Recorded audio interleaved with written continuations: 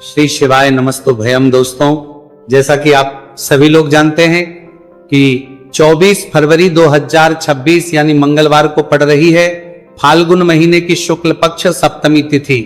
और दोस्तों, ये वह तिथि है जो फाल्गुन महीने में पड़ने वाली सबसे बड़ी तिथि है, क्योंकि यह मंगलवार के दिन पड़ रही है। और हमारे हिंदू धर्म में इसका बहुत ही बड़ा और विशेष महत्व होता है। पूज्य गुरु जी ने कहा है कि अगर कभी भी मौका लग जाए और फाल्गुन महीने की सप्तमी तिथि मंगलवार को पड़ जाए तो आप लोगों को सिर्फ और सिर्फ 11 गेहूं के दाने वाला उपाय तो अवश्य ही करना चाहिए, क्योंकि इन दोनों तिथियों का संयोग बहुत ही कम आता है। इसी के साथ दोस्तों, गुरुजी ने कहा है कि जब भी फाल्गुन महीने की सप्तमी तिथि पड़े तो आप लोगों को सिर्फ और सिर्फ 11 गेहूं के दाने वाला उपाय तो अवश्य करना। यह उपाय इतना खास है कि अगर आपने सही मुहूर्त पर सही क्रिया अनुसार 11 गेहूं के दाने वाला उपाय कर लिया, जो प्राचीन काल के समय का महा उपाय है, तो मान के चलिए दोस्तों, महादेव जी के आशीर्वाद से आपके जीवन का कितना ही बड़ा दुख हो उससे आपको मुक्ति मिल जाएगी। आपकी कोई भी मनोकामना हो, मान लीजिए आप नौकरी की तैयारी कर रहे थे तो आपकी नौकरी लग जाएगी, आपका बंद पड़ा व्यापार चल पड़ेगा। और दोस्तों, आप जिस बीमारी से आप बहुत दिनों से परेशान थे उस बीमारी से आपको मुक्ति मिल जाएगी। आपके जीवन में धन आना शुरू हो जाएगा, आपके जीवन में धन आने के नए नए रास्ते खुल जाएंगे। और मान के चलिए दोस्तों, फिर आपको किसी भी प्रकार की परेशानी का सामना नहीं करना पड़ेगा। इसीलिए दोस्तों, 24 फरवरी मंगलवार के दिन आप लोगों को इस वाले उपाय को जरूर कर लेना है।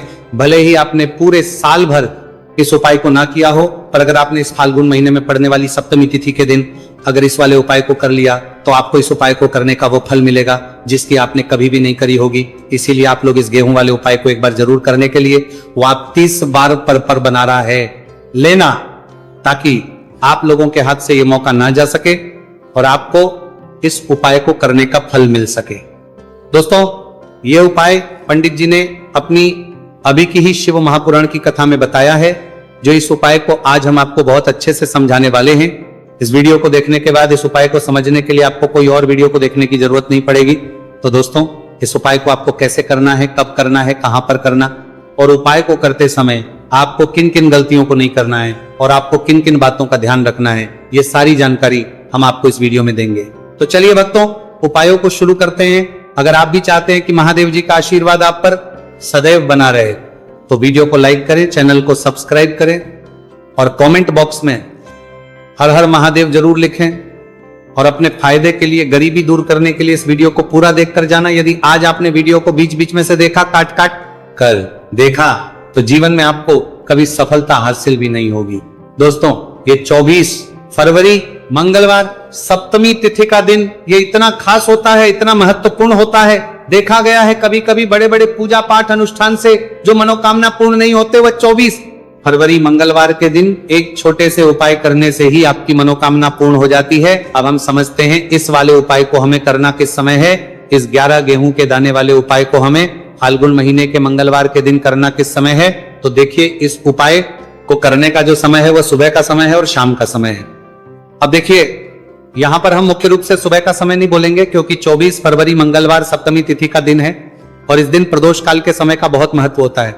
बाकी अगर सुबह के समय भी करेंगे तो भी अच्छा होगा, उसमें कोई भी दिक्कत वाली बात नहीं है। तो चलिए जानते हैं इस विशेष उपाय के बारे में। लेकिन उससे पहले एक प्रार्थना, अगर आप इस चैनल पर नए हैं तो आप इस वीडियो को लाइक करें, चैनल को सब्सक्राइब करें और कमेंट बॉक्स में आप अपनी राशि या अपना नाम जरूर डाल दें, क्योंकि हम राशि से भाग्य भी बताते हैं और भाग्य में चल रही परेशानियों को दूर करने के लिए वो आसान से आसान उपाय भी बताते हैं। तो चलिए, अब हम अपने सबसे पहले उपाय की बात कर लेते हैं। देखो, गुरुजी ने कहा है कि अगर मंगलवार के दिन सप्तमी तिथि पड़ जाए तो इस दिन आपको 11 गेहूं के दाने वाला उपाय तो अवश्य ही करना चाहिए। देखो, ये उपाय, यदि आपके जीवन में कर्जा बहुत अधिक है, आपके जीवन में संकट बहुत अधिक रहते हैं, आपके ऊपर बहुत अधिक विपदा आ रही है, बार बार आपको अपने व्यापार में और अपने धन में हानि देखने को मिल रही है कि आपको प्रत्येक कार्य में हानि हो रही है, तो आपको ये उपाय करना चाहिए। देखिए, इस उपाय के लिए आपको 11 गेहूं के दाने आपको लेने हैं। ठीक है, 11 दाने लेने के बाद में आपको जरूरत होगी चावल के दानों की। 11 चावल के दाने और 11 गेहूं के दाने, और चावल के दाने खंडित नहीं होने चाहिए। अब आप कहोगे पंडित जी गेहूं कहां से लेने हैं? देखो, आपको किसी भी किराना स्टोर पर गेहूं के दाने आपको आसानी से मिल जाएंगे, जाकर ले लेना। ठीक है ना। 11 गेहूं 11 चावल के दाने लेने हैं। साथ ही साथ आपको एक तांबे का लोटा है और उस तांबे के लोटे में आपको जल भरना है। जल आपका खुद के घर का होना चाहिए, मंदिर का नहीं होगा। अब आप ये सब सामग्री लेकर पहुंच जाओगे महादेव के शिवलिंग के पास में शाम के टाइम पे प्रदोष काल में। देखो जब आप ये उपाय कर रहे हो तो अपना फेस रखना उत्तर दिशा, नॉर्थ डायरेक्शन की तरफ। अब यहां पर जो मैं आपको क्रम बताने जा रहा हूं ना, उस मेरे क्रम को बहुत ध्यान से सुनिए। महादेव को अगर कोई सबसे प्रिय है ना, तो उनकी सबसे छोटी पुत्री जिनका नाम है माता अशोक सुंदरी, जो आपके पास में चावल 11 दाने हैं ना, उन चावल के 11 दानों को माता अशोक सुंदरी के स्थान पर आपको अपना नाम और गोत्र बोलते हुए समर्पित कर देने हैं, है ना। और चावल के दानों को रखने के बाद में जो आपके पास में तांबे का लोटा है ना, उस तांबे के लोटे को कहीं पे भी हम जल नहीं चढ़ेंगे।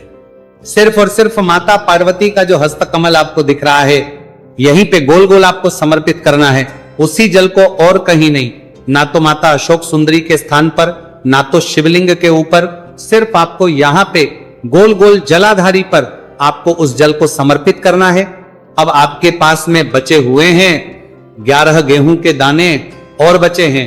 उन्हीं 11 गेहूं के दाने को आपको अपनी मनोकामना, अपने विशेष कहते हुए महादेव के शिवलिंग के ऊपर अगर आप सप्तमी तिथि के दिन प्रदोष काल में समर्पित कर देते हैं, तो आपकी जो भी मनोकामनाएं होंगी, जो भी विश होंगी, महादेव पूरी जरूर करते हैं। अन्न को समर्पण करने से, उस खासकर गेहूं को समर्पण करने से हमारी इच्छाएं पूरी होती हैं।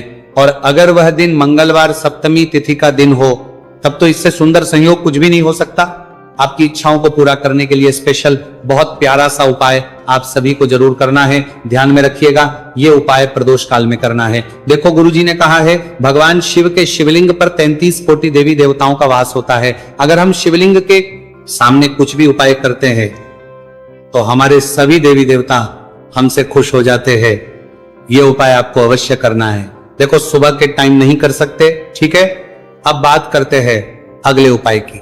देखो इस उपाय के लिए आपको लेना है एक गोल बाती का दीपक। आप चाहे तो मिट्टी का ले सकते हैं या फिर घर से शुद्ध आटा मढ़कर उसका दीपक आप तैयार कर सकते हैं। इसके बाद आपको लेना है शुद्ध गाय का घी। अगर वो नहीं है तो कोई भी देसी घी इस्तेमाल कर सकते हैं, जिससे आपको दीपक प्रज्वलित करना है। देखो अब ये सब सामग्री लेकर आपको जाना है प्रदोष काल में आपके घर पर तुलसी जी के घेरे के पास में। देखो ये उपाय तो आपको अवश्य करना है।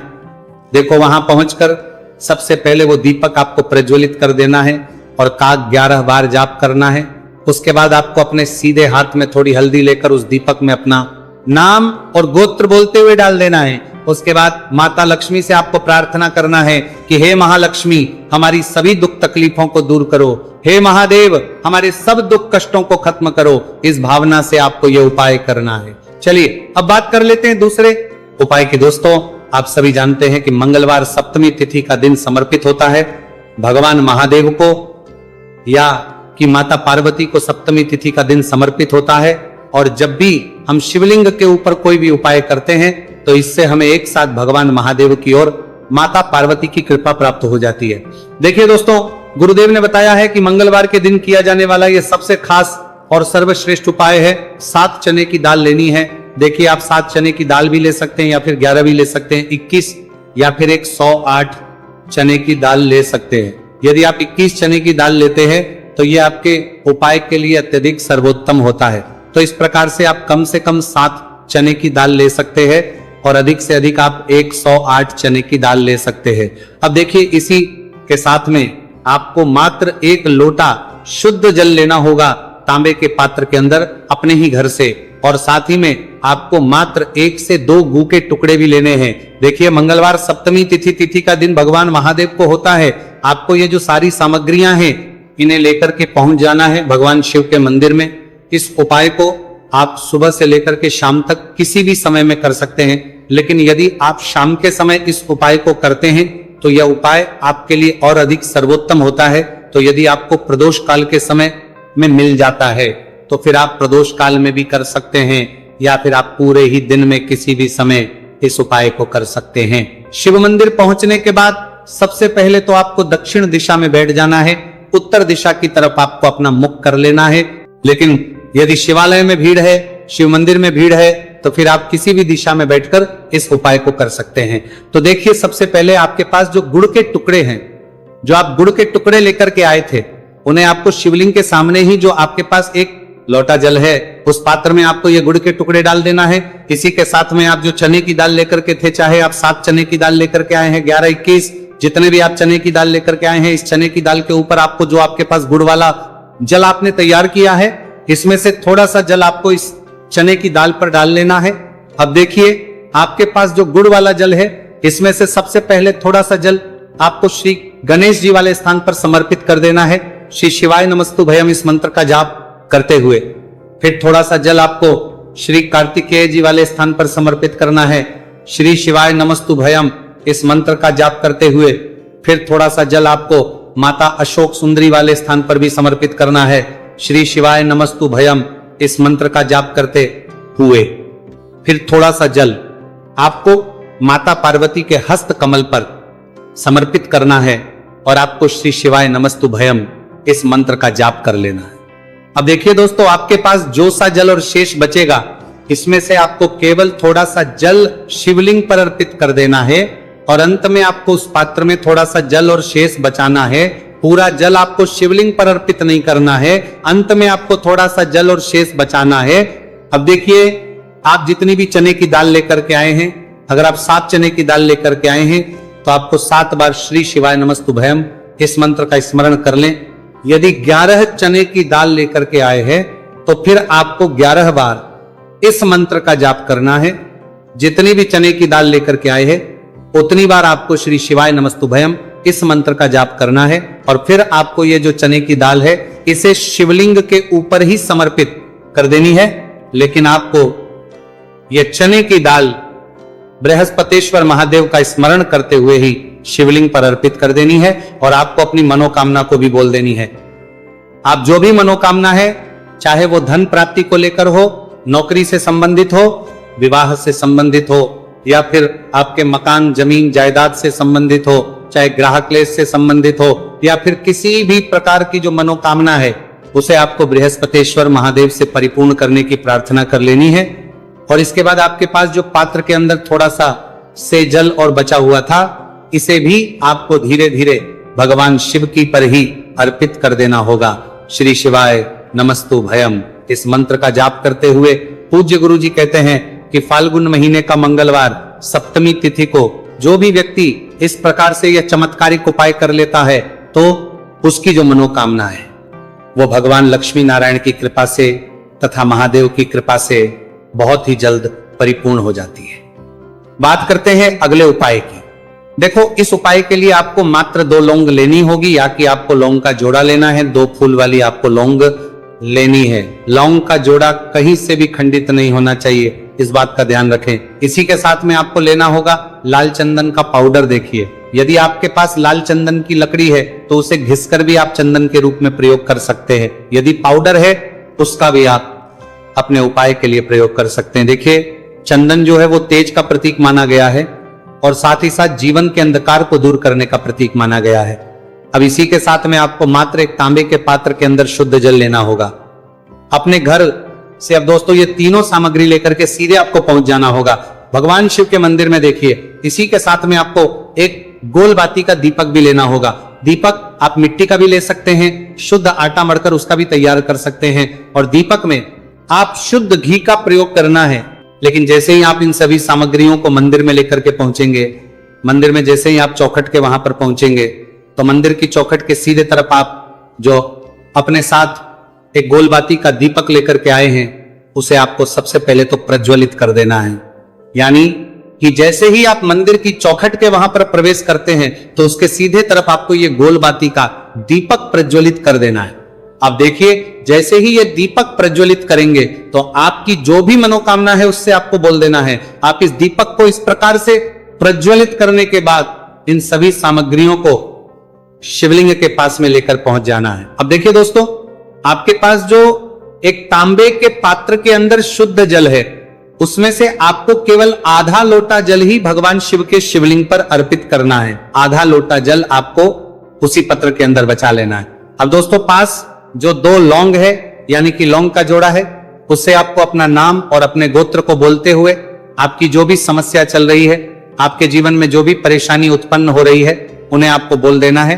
और ये जो लौंग का जोड़ा है इसे आपको भगवान शिव के शिवलिंग पर अर्पित कर देना है। जैसे आप ये 2 लौंग शिवलिंग पर चढ़ाएंगे तो अपना हाथ जो है वहां पर आपको रखना है और महादेव से आपको करनी है कि मेरे जीवन की ये जो परेशानियां हैं ये सभी दूर हो जाए। यानी कि आपके जीवन में धन की संबंधित परेशानी चल रही है, कर्ज की समस्या चल रही है, बच्चों का पढ़ाई लिखाई में मन नहीं लग पा रहा है, घर के जो आर्थिक संकट है वो सभी दूर हो, व्यापार आपका ढंग से नहीं चल पा रहा है, घर में रोग की स्थिति बनी हुई है, यानी कि जिस भी प्रकार की आपकी समस्याएं हैं उसे आपको बोल देना है और महादेव से इन सभी समस्याओं को दूर करने के लिए आपको प्रार्थना कर लेनी है। अब देखिए दोस्तों, आपने जो 2 लौंग शिवलिंग पर समर्पित की थी उससे आपको वहां से उठा लेना है और इन दोनों लौंग को आपको शिवलिंग से उठा करके सीधे उससे जल के पात्र के अंदर डाल देना है। यानी कि अपने आधा लोटा जल और बचाया हुआ था उसी के अंदर आपको ये 2 लौंग डाल देनी है और साथ में आप जो लाल चंदन ले आए थे उस लाल चंदन को भी आपको उसी पात्र के अंदर डाल देना है। यानी कि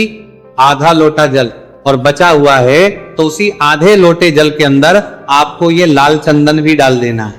अब देखिए, इस आधे लोटे जल में है जिसमें अपने 2 लौंग डाली है, लाल चंदन डाला है, उससे सीधे लेकर के आपको पहुंचना है बेलपत्र के वृक्ष के। वहां पर देखिए बेलपत्र का वृक्ष यदि आपके घर पर है तो वहां पर आपको आ जाना है, आपके घर के पास कहीं भी है तो वहां पर आपको पहुंच जाना है और उसके बाद आपका जो मुख है वो दिशा की ओर होना चाहिए और उसके बाद आपको अपना नाम और अपनी गोत्र को बोलना है और पुनः अपने जो भी परेशानियां शिवलिंग के पास में बोली थी उन्हें आपको वापस से बेलपत्र के वहां पर भी बोल देनी है। और ये जो आधा लोटा जल और है इससे आपको पूरा बेलपत्र के वृक्ष की जड़ DDH में श्री शिवाय नमस्तु भयम इस मंत्र का जाप करते हुए समर्पित कर देना है। तो